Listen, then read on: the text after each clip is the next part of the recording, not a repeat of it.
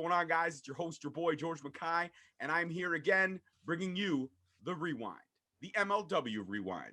Let me introduce my podcast life partner, my favorite senior citizen, Lewis Carlan. How are you, brother? I'm not quite there yet. I'm not a senior citizen just yet. Let's not rush it. I got a plenty of years to go before I hit that. But I'm doing good. I'm doing good. Thanks. Hope you're doing well as well. As you know, I get the high speed internet, and it's just absolutely fantastic. That's the way to go. If you don't have high speed internet, and thank you, George, for that. But if you don't have high speed internet, that's the way to definitely go. So everything is uploading as fast as it can, man. Don't want to harp on that too much, but yeah, just it was great. So I'm like so psyched about this high speed internet, man. That's great, brother. That's great. And something was actually brought to my attention yesterday, and I want to air it out now because before we get into the rewind, I was a guest on the fantastic Circle of Debate podcast, and they had me touch on some points of MLW, cross promotions, and all that stuff that's kind of going, conspiracy theories, if you will. But they also brought to my attention that I'm hard on you sometimes, and that I harp on you. I don't know if that's necessarily the case because they're only seeing what's recorded. They're not seeing what's pre-recorded when I'm berated by you. But I did say that I harp on you maybe a little too much, so I'm going to try to just a little bit tone it down going forward. So it's not going to be as hardcore as it was the previous 6 episodes. So on episode 7, I'm going to try to turn over a new leaf. You know, you don't harp me at all. I mean, that's you. That's just you. You have a bad attitude with everything, man. And Wow. that's just you. You have a short temper, quick fuse, and totally understandable. But no, it's okay. It's I don't get hurt most of the time when you do that. Most of the time. Sometimes I'm lying in my bed thinking, why is George so angry at me? Why is he so mean to me all the time? Oh, But you know no, what? I tried to be cool. nice. I tried to be It's nice, but cool. you spun it again to where somehow you play victim, and that's not the case at all. No, it's cool. I understand. I'm an easy target. I understand. You just keep shooting away, man. All right. Well, shall we get into this week's rewind? Yeah, and no, circle of debate. That's interesting. I'm glad you hope that went well, and I look forward to seeing that, man. It did. It actually came out earlier today. Oh, okay. If you watch it, maybe if you get the time. Yeah, I'll see if I have some Oh time to watch. wow. Okay. Well, you're not hurting my feelings. You're hurting the boys at Circle of No, Debate. no, of course. I'm just kidding. I'll watch it. I'll watch it. I'm Yes. just kidding. Shout out to Okay. Circle of Debate and shout out to Okay. the other guest that was on the show last night. One half of the Dirty Heels, my boy, my homie from Harlem, Kofi Wheatston. So Okay. that's that. And let's get into this week's rewind. So obviously, as we do every week, we're going to start at the top of the show and work our way down. So the show opened with a review, if you will, of the Rush and Laredo promos, a recap leading up to this week's main event. And this was a great build for me. I love the quick cuts, the quick edits, the quick, boom, boom, boom, back and forth. It kind of laid out the whole storyline leading up to the match that we would see in the main event.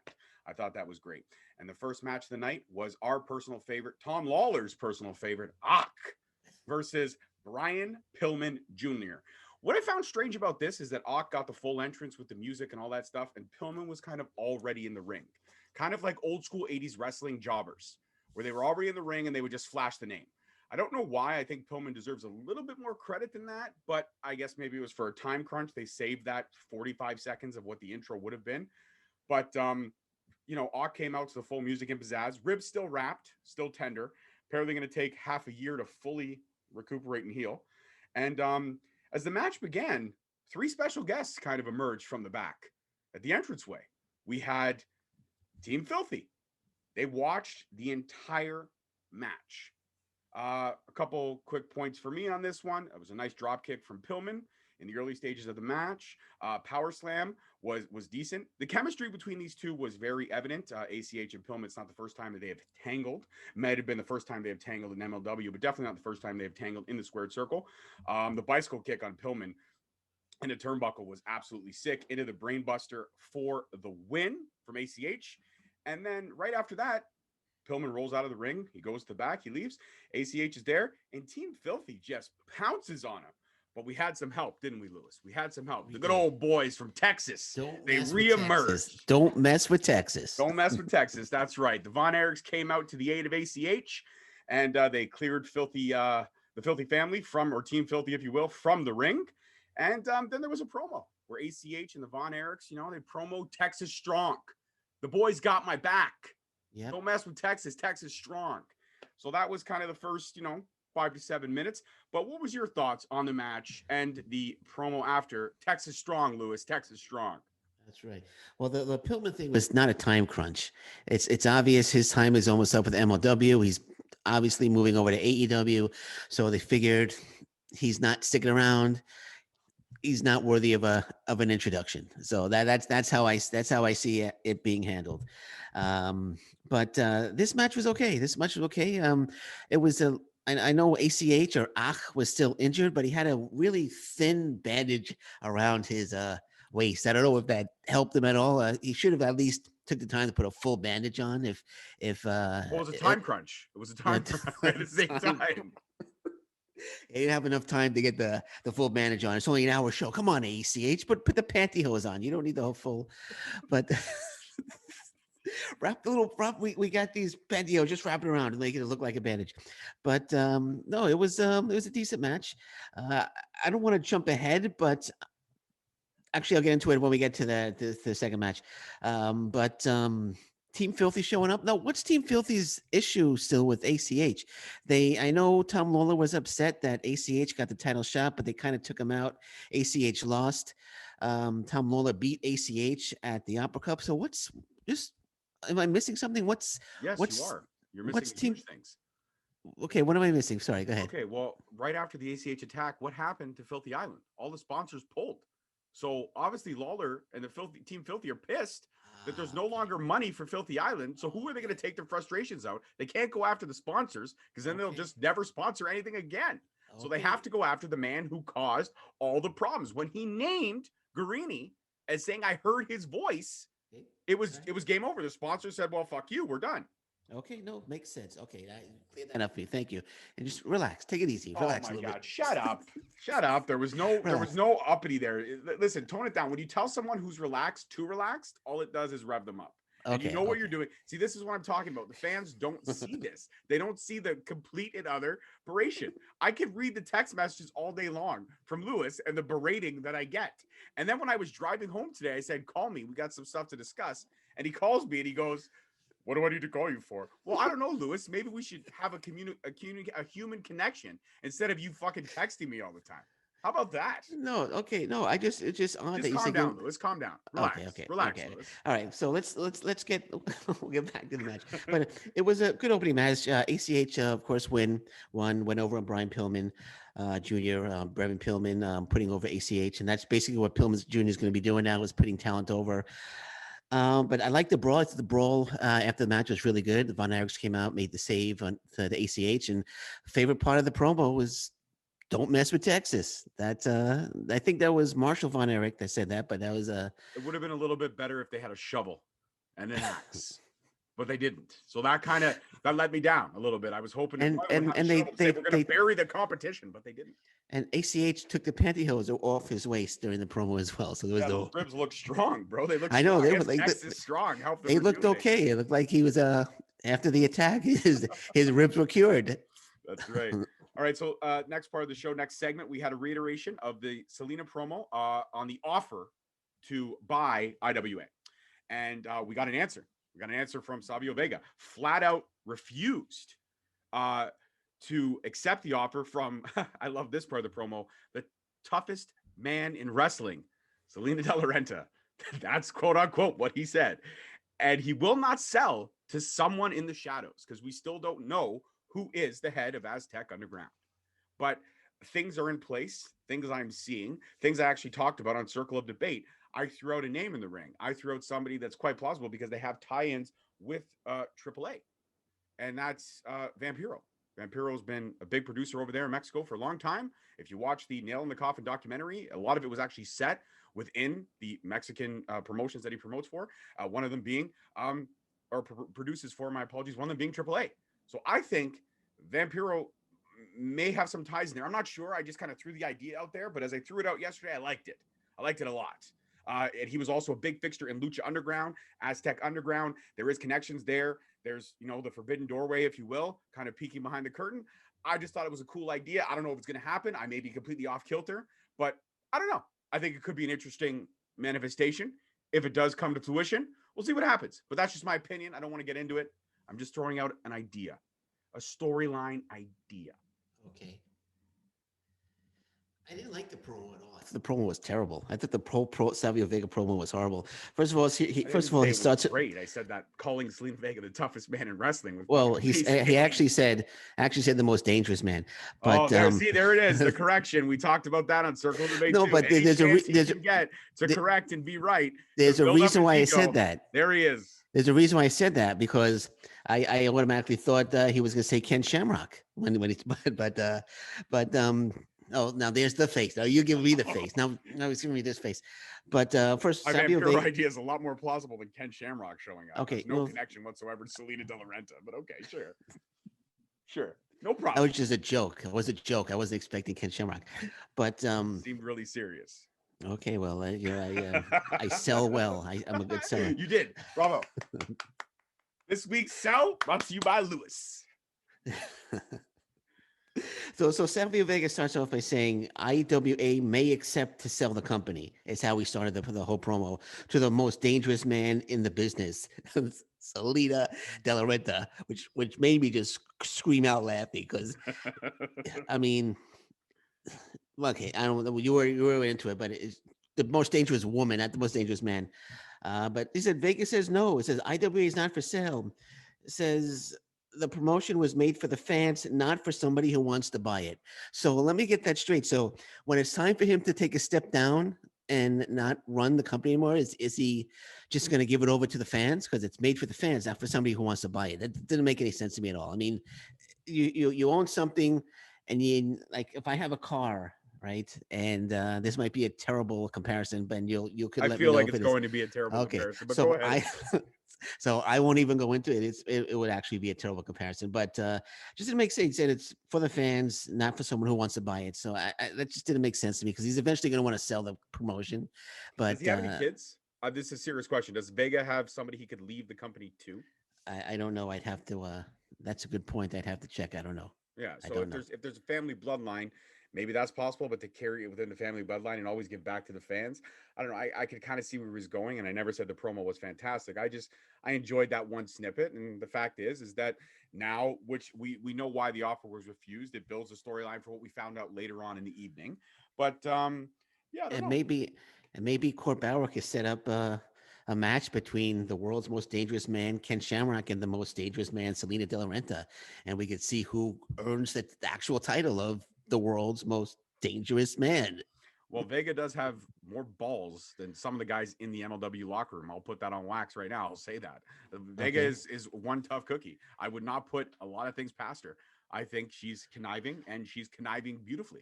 So I don't know. I think she's the Yeah. bet next to Joseph Samuel. She is the strongest heel they have in the MLW locker room. Yep, I agree with you. I agree with you. She's incredible. I'm on, and sorry, Alicia, but I'm on Team Selena, 100%. Well, that's fine. I stated where I'm at, and I'm on Team Alicia, and that's it. We won't get into that. But Wow, we're disagreeing on something. Wow, that never happens. yeah, But no, look, go not with ahead, you man. and me. Yeah, Not with you and me. go ahead, man. We got a review of last week's tag match as well. They kind of went over what happened, the switcheroo by Los Parks, and then they again touched on TJP's actions at the end of the match towards Dow.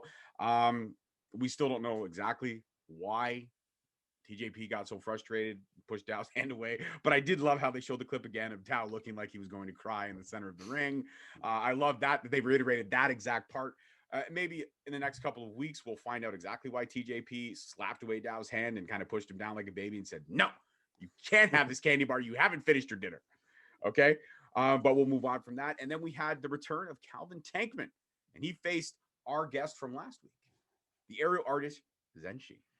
Yep. And it was I really liked this match.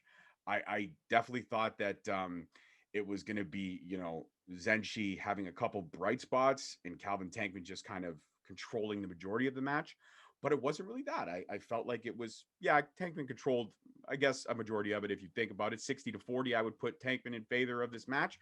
But I really liked that drop kick by Tankman in the middle of the ring. I mean, that was crazy. After he shook off the one from Zenshi, he did one of his own. And then into the spine buster was for the close fall was great. He was throwing Zenshi around like a rag doll. He tried for the running shooting star press, missed it. Zenshi moved out of the way and kind of threw one of his own. Tankman sits, carries. Oh, he tried to carry Zenshi into the power bomb, and this kind of frustrated me because then Contra flashed right in the middle, and we didn't see the counter. Yeah. And all of a sudden, Tank was on the outside of the ring, and I didn't see the counter. I didn't really see what happened and how that happened. But Zenshi, all of a sudden, Tank was on the outside, and then what do we have? We had another. They were both kind of on the ring apron. There was kind of a 619 kick. I don't know exactly what they call it, but it looked like a 619 kick or reminded me of a 619 kick. Then we had two Hurricane Rana kind of attempts. They were blocked by Tankman. And then he just kind of bowls over Zenshi in the middle of the ring, like knocked him clean down. Clothesline turned him inside out. Like Zenshi did a full 360. That was crazy. And again, Zenshi has that artistic ability to do that. His athleticism, we already touched on that so much. Great sequence of counters after that, leading up to the Pele kick. Then another kind of a 619 kick. Zenshi goes to the top. Tankman was stumbling, caught him, and then Tankman driver for the win. I enjoyed the match.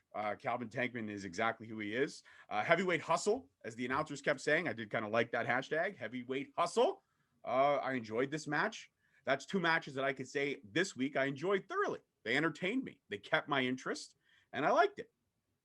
What are your thoughts? Because I know already that it's going to be way different than mine. No. Spoiler alert.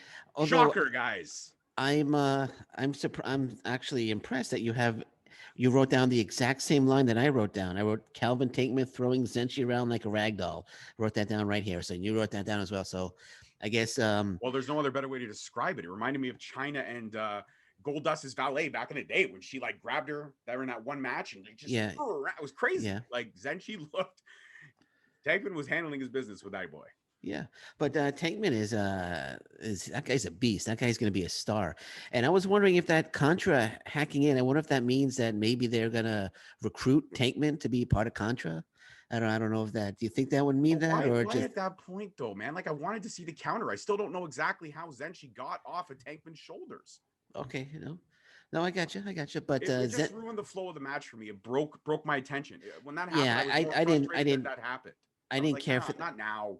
I didn't care for that either. I don't know why they have to throw that in there. But I saw online on Facebook, somebody was like, why does Zenshi have to fight Tankman again? Because they wrestled each other a few weeks ago. And the reason is Zenshi makes Tankman look absolutely fantastic. Zenshi is so freaking talented. He can make other wrestlers look really, really good. And that's what he did here with Calvin Tankman. They could have put him up against like Bud Heavy or something, and it would have been a quick match. It would have been like 4 seconds. I didn't even bring up Bud. You brought up Bud. Yeah. So if anybody's gonna get pissed at Bud's gonna get pissed at anybody this week, it's you. I didn't bring him up. No, I just use him as an example because if it was someone like Bud Heavy or another. What about Dow? What if they put Tankman up against Dow? Dow, and like he runs over Dow. It's like a 2-minute match, and you're not really seeing what Tankman could do. But Zenshi, brought out the best in Tankman, and you can see just how talented Tankman is. And Court Bauer has a great eye for talent. He just sees it, and he signs him to contracts. And Calvin Tankman is the latest addition to the roster, and I think he's on a 3-year contract, if I'm not mistaken. Great eye for talent. Court Bauer, love the match, love Zenshi, and I'm looking forward to seeing what Tankman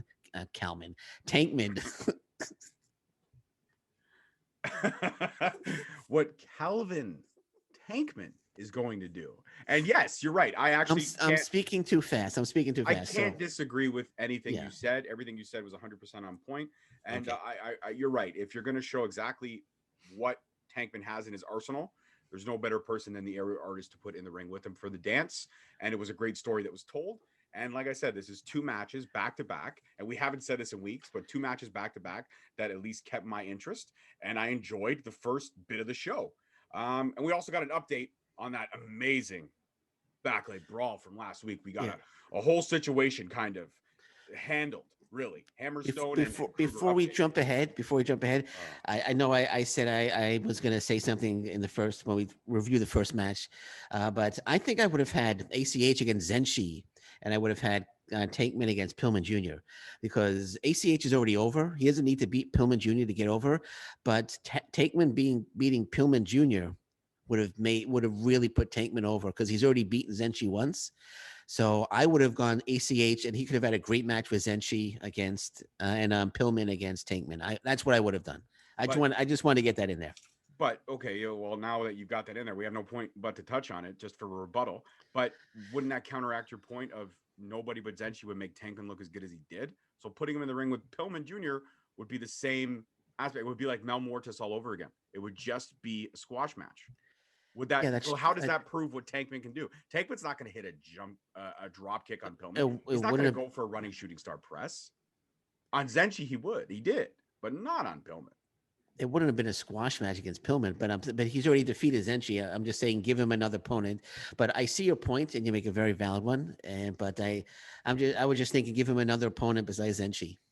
Well, maybe we'll see something in the coming weeks. I wouldn't actually mind at all. I know it's early, or maybe not early, but I wouldn't mind to see how Tankman would fare against a guy like Myron Reed. I would have enjoyed that match. I would have even enjoyed Tankman versus Oliver. I would have. And we're going to get later on the card because they do have some beefs with Oliver. We're going to get later on the card for that one because something was announced for next week that I don't agree with at all. But we'll get into that. So Hammerstone versus Kruger, the update happened. Hammerstone. It's not next week, but go ahead. 2 weeks from now. Like again, see, okay. always got to do that. So next time anybody watches back these matches, remember, have a tally somewhere, have a whiteboard of the amount of times that I've been corrected. But when he said Tankman, I didn't say anything. I just repeated the name correctly and I moved on. But you have to single somebody, and I get it. It's a test of manhood. However, you're comfortable in saying what you say, that's fine. But the fact is, I didn't call Calvin Tankman Cowman. Okay. Cowman. So I'm just going to reiterate that, but I'm going to leave it alone. Yes, you are right.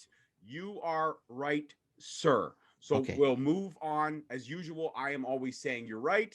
And you are not. So you have corrected me once again. Thank you. And we're great. Thank you. We're gonna move on now. And everybody agrees. I want to get off the screen and I want to go live my life.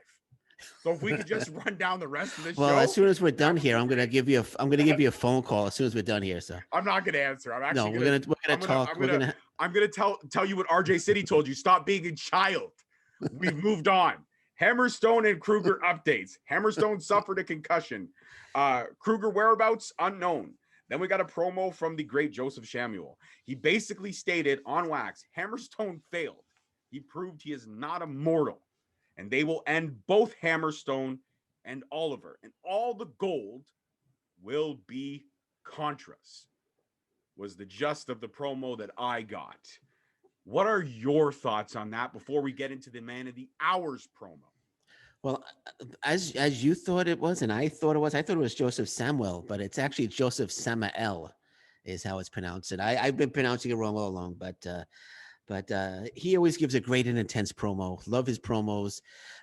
Is he a vampire? Because he's got one really sharp tooth. I don't know if you noticed it. I think it's on his right side. It's like I didn't. I focused on the man's eyes. I didn't look at his mouth. But that's fine. I focused on his eyes. It's hard. It's hard not to look at its mouth when his teeth are gnashing. Maybe he's just got a fang. People can grow fangs. Yeah, he's got a really sharp tooth. It's a little scary. He's got a fang. I think he cut his own lip. I think he was bleeding a little bit after that. But no, but he always gives a great intense promo, and I always enjoy his promos. And Hammerstone, I hope he's okay with that grade 1 concussion. When are we going to see him again? You know, I guess it's a grade 1 concussion. He's got to be cleared to wrestle again, right? Yeah. Well, I mean, ACH has been cleared to wrestle, and the ribs are serious, but they're not serious. And like you said, he didn't even have time to wrap them. The doctor cleared him. So who knows? Maybe the doctor's going to clear Hammerstone from this grade 1 concussion. We'll definitely keep an eye on that. Maybe there'll be a crossover. We'll see Dr. Foreman showing up at MLW. Dr. Foreman from Impact Wrestling. It could be the first. No. It could be the first crossover. MLW Impact working together. They swap positions. We're gonna move on. Swap positions, and we're gonna move on from this point now. We're not even gonna address this point. Leo Rush promo on the match tonight, the main event. Basically declaring victory.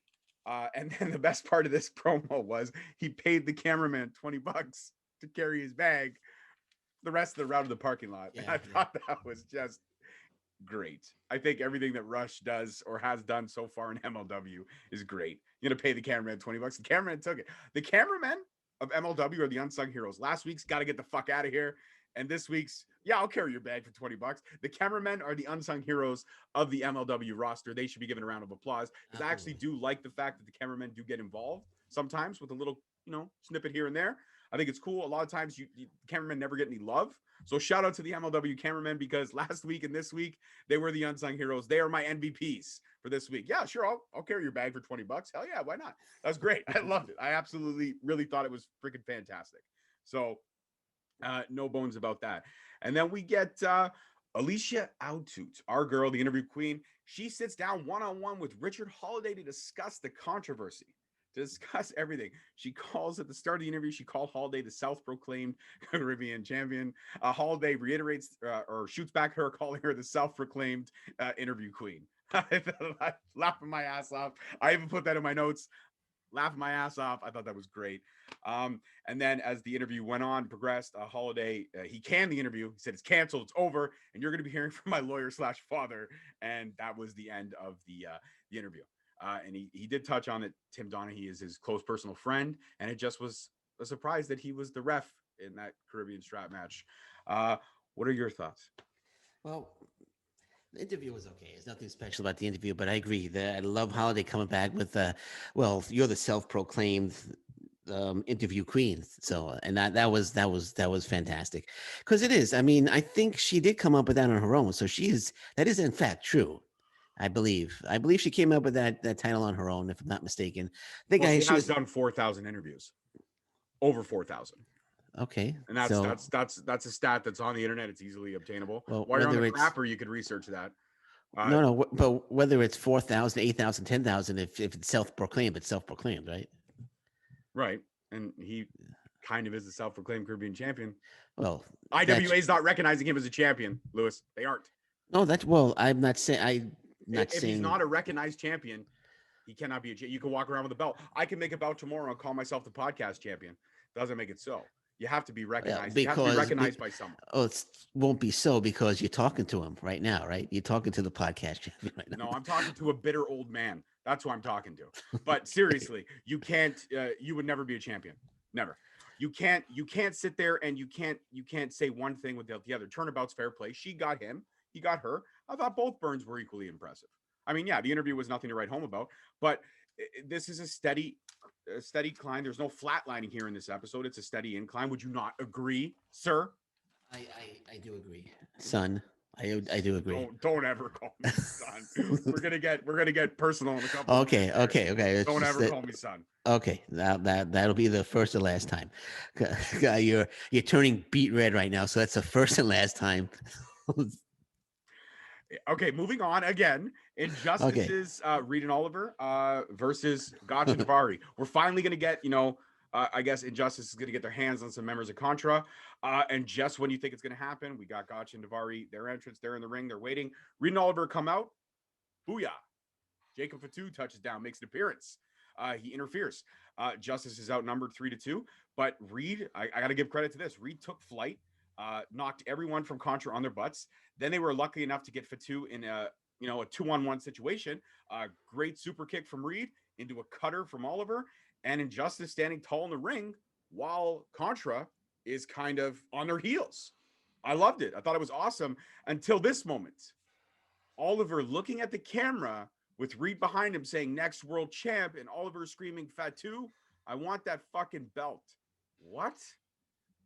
This is possible. It may be happening. We find out later on that 2 weeks from now, because I got corrected about 10 minutes ago, 2 weeks from now, there's going to be a match. I don't believe there was a title in that match. I believe it's non-title, but Oliver and Fatu is going to happen in 2 weeks based off of what we saw and what I just spoke about. Actually, I just checked the calendar. Here we go. No, I just checked the calendar. It's 3 weeks. It's 3 weeks. No. I thought it was 2 weeks also, but it's actually March 3rd. So it's actually 3 weeks. I just checked the calendar. I don't think MLW Rewind is going to make it past 10 episodes. I think I'm going to have to tap out after 10. I think I'll get to double digits. I don't know anymore. I just can't do it. My heart's not in it. Are you scared? Oh, what happened? You gone? Where'd you go? Blatantly ignore. What do you mean? Where did I go? I'm here. Oh, okay. I lost you for a second. Sorry. Yeah, you lost me for a second when I said I might tap out after 10 episodes. No. I lost you for a second. I clicked something. I was trying to get the screen bigger. But no, I'll reiterate what I said. I said I might have to tap out after 10 episodes. No, Three more to go. I think we're gonna have a long career together doing MLW. I don't know. No, but no, I just okay. Go ahead. What are we talking about? What are we talking about? I don't want to. I don't agree with it. 2 weeks from now, 3 weeks from now, That's whatever. fine. I don't think Reed going at Fatu, non-title or title, which I believe it's a non-title match 3 weeks from now. I don't believe that makes sense. It doesn't make dollars to me. It doesn't make sense. So I completely disagree with this decision by MLW, by the writers, by Court Bauer, the Mad Genius, and I've stated on Wax a few times. I call the man the Mad Genius. I don't like this storyline at all. I think that Oliver's going to get wrecked and wrecked bad because we all know what Fatu can do. He's top notch. The reason why he is the champ is there's tons of reasons, and we could spend a whole show listing them compared to Oliver. I don't like it. I don't agree with it, and I'm not looking forward to that match. And I'll state it on Wax right now. Your thoughts? I'm with you 100%, man. I don't know why Oliver is getting a title shots. I don't think it's title though. I think it's a non-title match. I don't believe it's for the title. But still, why he's getting in-ring time with Fatu makes no sense to me. Without Reed doing the super kick, Oliver doesn't get the cutter. So Oliver really didn't do anything special to Fatu. If anything, the super kick set up the cutter.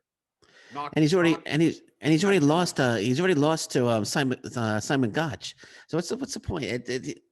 Fatu is going to kill him. It's going to be a squash match. It's going to be like a 2-minute squash match.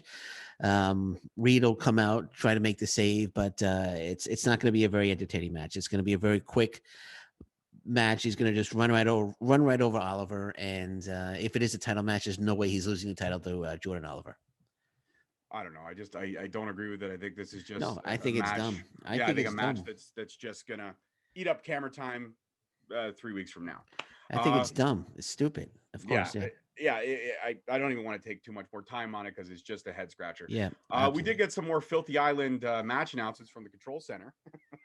Rocky Romero from New Japan. He's going to be touching down on the island. And then we got Guarini versus, I don't know if I'm going to say this right. I'm going to try Muani Lau. He's a 14-time Polynesian champion. And he's going to be facing Guarini at Filthy Island. And then De La Renta kind of came in, cut a promo, saying to Vega the offer was not optional. He's going to pay the price. So it'll be Mel Mortes versus Vega in an Aztec jungle fight at Filthy Island, which I'm not sure how it's going to play out. But if they put palm trees in the back of the building and try to make it like they did the Backlay Brawl, I'm going to have to tap out for the rest of that episode. I'm really looking forward to Filthy Island right now. I hope the Aztec jungle fight at least takes place in a jungle, or to call it the Aztec jungle fight makes no sense. So please don't make it in the back of the building in pitch blackness and have them fight near a dumpster with some fake palm trees, because it'll destroy everything I'm hoping Filthy Island will be. All I'm asking is that, please give me a little bit of jungle. You guys film in Florida. There has to be options for something to look like a jungle. There has to be. Do it by the tar pits. Do it somewhere that makes logical sense to me, please. Please. But yeah. And also we know that King Mo is going to verse Low Key in a no holds bar fight. I don't know if they announced it was no holds bar the previous time they announced the match, but now it is a no holds bar fight. And they also announced for I don't know if it's next week or the week after, Los Parks will take on Contra for the tag team titles. And 3 weeks from now, Oliver will face Fatu. I believe it is non-title, but I'll have to check on that. I don't believe it is for the title. If it is for the title, that makes the decision even worse. Your thoughts on the new announcements for Filthy Island? And we already touched on Oliver Fatu, so we don't need to go there. But your thoughts on Filthy Island and on Los Parks facing Contra for the tag titles in 2 weeks? Well, Rocky Romero, I'm always happy to see Rocky Romero. I think he's a very talented wrestler, and I guess he's the only New Japan wrestler that they're able to bring in. I don't know if they have any kind of working agreement at all with New Japan. He's still with New Japan Pro Wrestling, right? Rocky Romero. When they introduced him to coming down to the island, they did say New Japan Pro Wrestler would take his time out from the New Japan schedule to touch down at Filthy Island. Okay. So I believe he is still, yes. Okay, yeah. And who's this? Who's Mauna Loa? Have you ever seen that wrestler before? Or no, he's the 14-time Polynesian champion. I believe he's well known in Hawaii and over there in the islands. I Googled him a bit in preparation for tonight's show, but I don't know much about him. He's the 14-time Polynesian champion. I wasn't able to find any video footage or matches. So I guess our first taste of him will be next week at Filthy Island. But I'm looking forward to it. I mean, if you're a 14-time Polynesian champion, there's got to be a reason why. That's interesting. I wonder if that's just somebody that Team Filthy are just gonna pull off the street and Garini's gonna beat him really fast. I wonder if that's Maybe it's Dow. maybe it's now, maybe it's Bud Heavy. Maybe he's been out to to Hawaii a couple times. I don't even know why. That's twice now. There's no need. No, it's okay. No, he's a good friend of the show. But the Aztec jungle fight is going to be interesting. I like how De La Renta, whenever she needs to take care of business, it seems like whenever she gets upset, she wants to take care of business. Mil Muertes is gonna be the guy she's gonna go to take out anyone who gets her upset. And Savio Vega is gonna get just murdered. Well, not murdered, but he's gonna get destroyed. I think he might get a few shots in, but Muertes is gonna run right over him. And like you said, I hope this like a jungle setting. Hope it's not like in the back of the building or anything like that. But yeah, so I'm with you 100% on everything, man. Wow. Yeah, no, I'm with you 100%. Wow. 100% on everything. Well, let's just keep this wonderful momentum going. Yeah. It's now main event time. Yeah. Got the tail of the tape. Laredo Kid versus Rush. Middleweight title and AAA Cruiserweight title are on the line. Unification match, if you will. Right out the gate, speed. I loved Rush trying to slow it down. The smack talk. It's my time hanging on the ring aprons, reclining up there. I thought that was genius. I also love the side to side, running each rope and then stopping and then turning the corner to the next rope for like 3 different times. He did that. That's impressive to do that. You got to have great footwork to do that. I loved it. And we actually didn't get the first strike in the match to almost the 2-minute mark. So it was a lot of ring, if you will, IQ, not IQ, but it was ring, just playing mind games. That's the word I'm looking for. Just playing mind games with the Laredo Kid, trying to slow the match down. Once we got the first strike, though, it was a great back and forth. He didn't really allow Kid to get into a rhythm. When he slowed the pace, I believe it took Kid out of his game plan of what he was going to do. I thought Kid thought this was going to be like a straight, fast, barn burner, but Rush, slowed it down. Rush controlled the early stages of the match for sure. I'll give Kid credit for a little bit of the later half. And these are my next couple of favorite sequences. The stiff right hand from Laredo Kid into the Michinoku driver. And then he did 2 moonsaults from the second rope, but Rush kicked out. I was like, holy fuck, I jumped up from my couch. I can't believe Rush kicked out after 2 moonsault. And then Kid started working on the knees. It was a great submission. I'm not sure what that was. It was almost like a reverse figure 4 if I have my, submissions on point. And then the great bounce back, the stunner from Rush was fucking gorgeous. And then he goes to the top for the final hour. And then boom, Lewis, I actually wrote that down in my notes. The 1, 2, 3. And now the 25K man is rocking 50K because the man of the hour, say it with me, Lio Rush. This is the only reason I'll probably come back on the show next week. Lio Rush. I called it, and he's made me a winner every fucking time I've called it. I called it against Reed. I called it against Kid, and I was right. And now we have a unified champion. He is the middleweight champion. He's the AAA Cruiserweight champion, and he's rocking 50K worth of gold. And at the end of the show, how else do you fade out from an epic main event like that, which was only about 50 minutes? I hope we were going to get a half an hour, but we didn't, with Lio Rush promo. Good night to the world. The Moneyweight champion is here. The greatest Cruiserweight, the greatest middleweight, the greatest wrestler in the world. Good fucking night.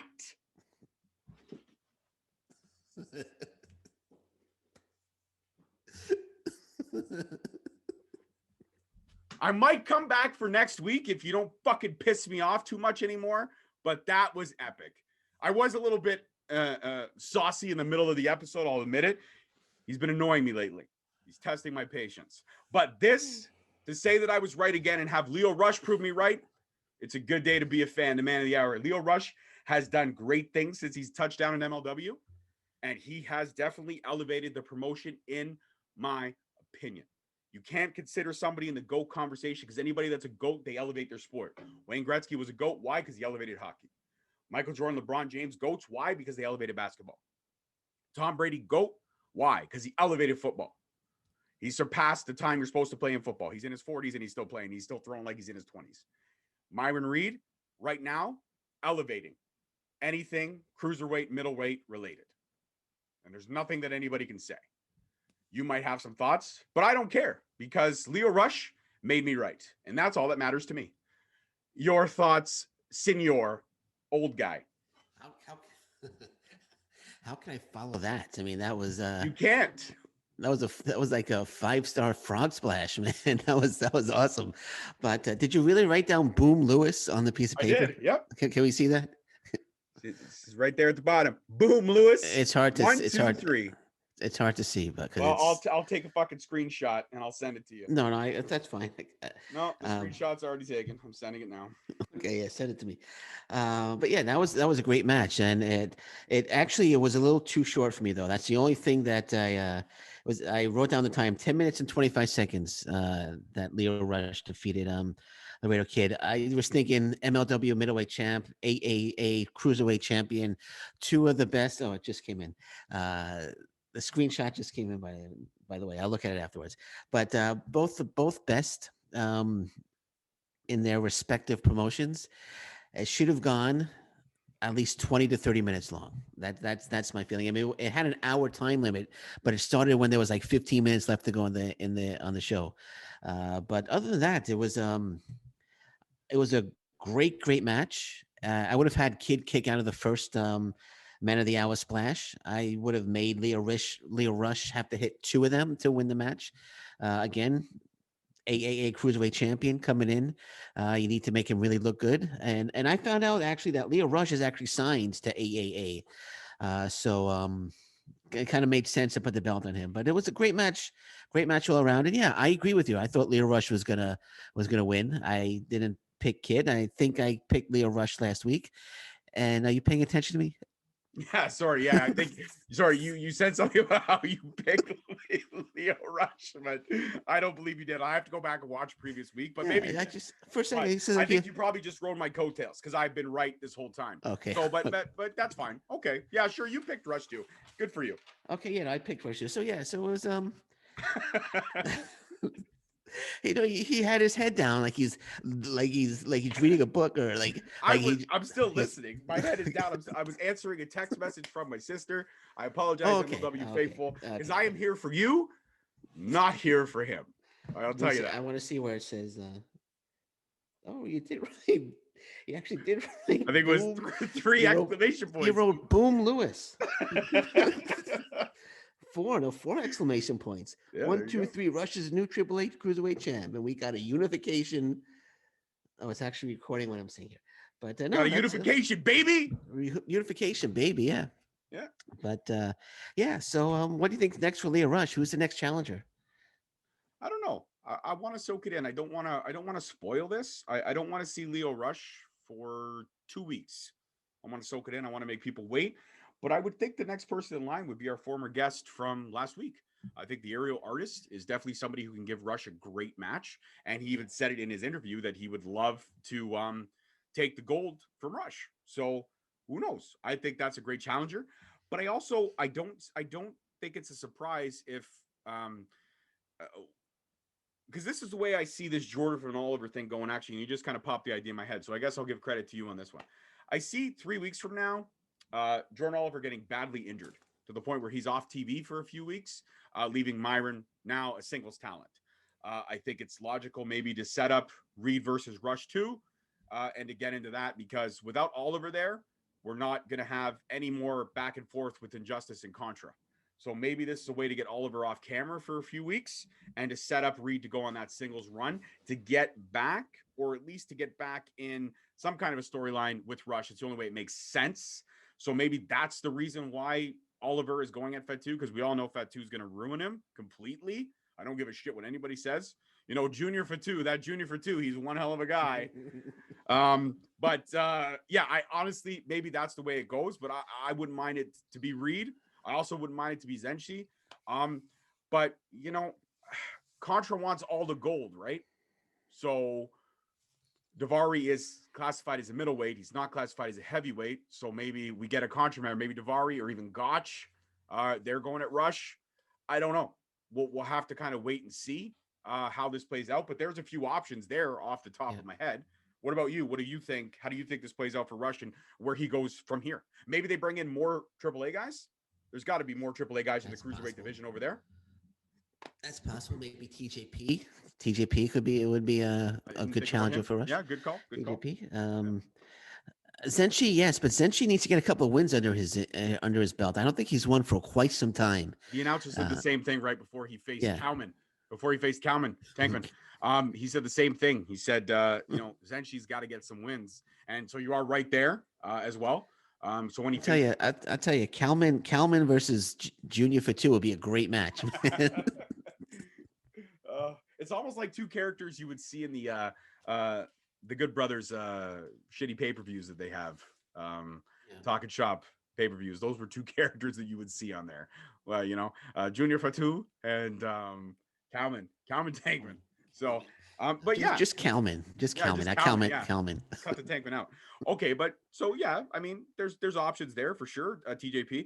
What about Tankman? You want Tankman to have a new opponent, right? Where do you put Tankman? Maybe Tankman starts going after the man of 1,000 deaths. And side note, did we ever find out what the fuck happened to Conan, or is he dead? I think we're not hearing. It could be we're not hearing about him because he might be the new owner of how do you pronounce it? Promis.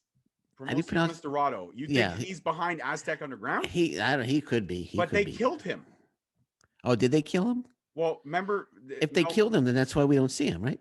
If right, but we never. I guess we never really got an answer on that. That was a storyline that kind of it could be just a swerve, right? The whole thing. But if they did kill him, then and he comes back, then we would be right. He would have to be the man of 1,001 reincarnations. Yeah, absolutely. Because you can't be the man of 1,000 deaths. You got to have one more up on him.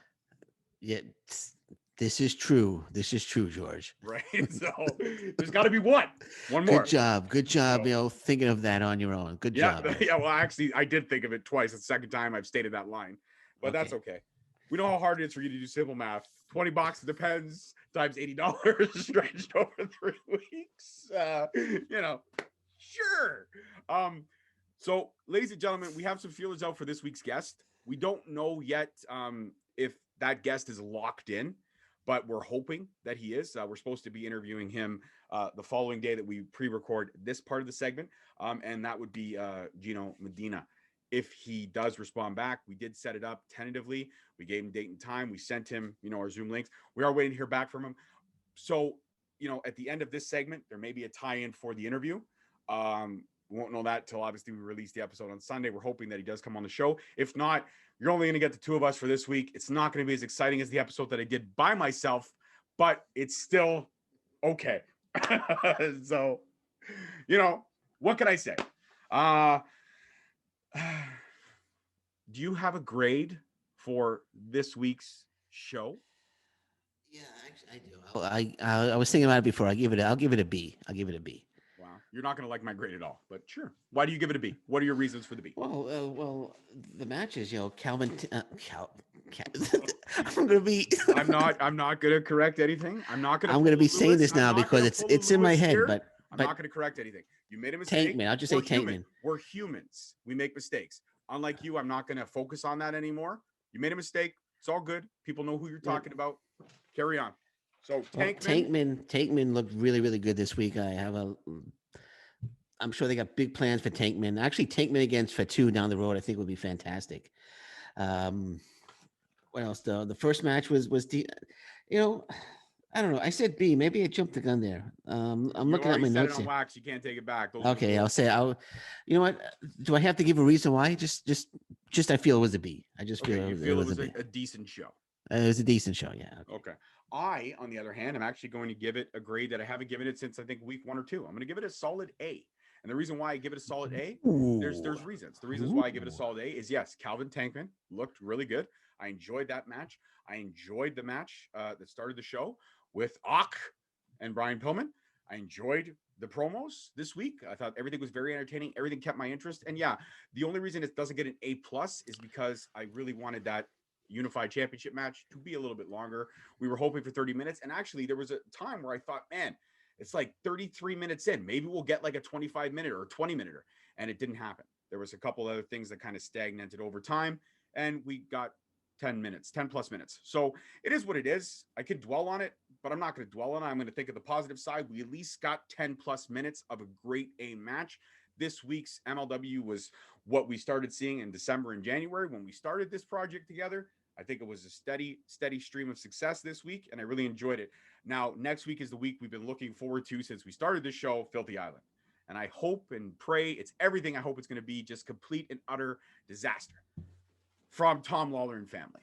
But I know the matches are going to be good, and I'm interested to see who all these new players are. I'm looking forward to Loki and King Mo. I'm looking forward to the Aztec Jungle fight, pending it's in at least a jungle setting of some kind. And yeah, but I give this week a solid A. I thought it was really good. It kept my interest for the hour, and it's where the product was in the beginning of January before we kind of had those couple bad weeks. So solid A for MLW and the Mad Genius Corp hour from me. There you go. There you go. Okay. You said I was going to get upset at that.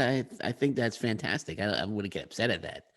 Well, that you gave maybe it not an get A. upset, but maybe find a way to correct me. And the fact No, that no. the fact that you let me speak for 2 minutes without correcting me is, wow, I guess the win. We're making progress, people. We're making progress. Since we don't know if our guest is going to be locked in 100%, we might as well take the opportunity now to shout out our socials. I usually let you go first, but I'm going to go first this week because I feel like I've earned it with all the berating that I get from you off camera. Straight Talk Wrestling on Instagram and Twitter, or sorry, Instagram and Facebook. At _ Straight Talk on Twitter. YouTube page is Straight Talk Wrestling. I'm at 199. I'm one away from 200. That's a huge milestone for me. So if there's one person out there that could subscribe, I know Lewis is well surpassed 200. Congratulations to you on that. Thank you. That's fantastic. And yeah, that's where you can find all the previous MLW content, plus the Straight Talk Wrestling content, stuff I do my own interviews on the side, plus my 5 questions with my daughter, my little mini host, my heart, my heartbeat, my life. And she is fantastic, by the way. She's the future of podcasting. Thank you. I appreciate that. You're welcome. I appreciate that. So, and your socials, sir, before we wrap it up, and hopefully we do have Gina Medina coming on after this. Yeah, hopefully. Hopefully we'll see what happens. We'll see. What are your socials? I want to let everybody know that they are now part of the Straight Talk family. You can't steal somebody else's line. I have never announced that to you, and I don't think I ever will. So if you could just shout out your socials, and also we'll make the big announcement for both of us at the end of the show that we're now a part of another great group of podcasters. But before we do that, that's right. Please shout out your socials. Okay, so let's get serious for a second here. Okay, so on Twitter at Shooting Up North, on Instagram is at Alliance PW Network, also at Shooting Up North on Instagram as well. I get 2 accounts. Facebook is Alliance Pro Wrestling Network, and on YouTube I have 219 subscribers, which I'm very thankful for. So thankful. If anyone's listening right now, you subscribe. Thank you very much. But Alliance Pro Wrestling Network on YouTube as well, and hit that subscribe button. And let's get George to 200. Let's get George to 2, 3, 4, 500, because this guy is freaking awesome at what he does, man. See, you're awesome at what you do. And I hope one day I could be part of the Straight Talk family.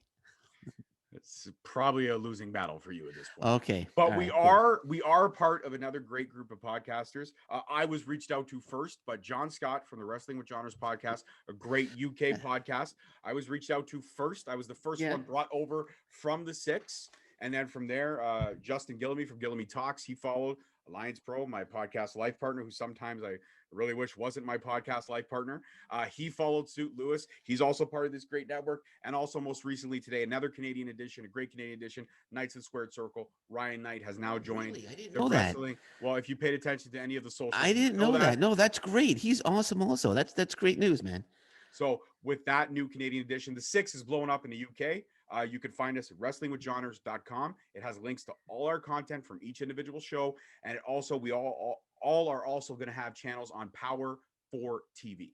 And there is a promo code. Promo code, I believe, is Johners. I have to be 100% sure on that. If not, I'm mistaken.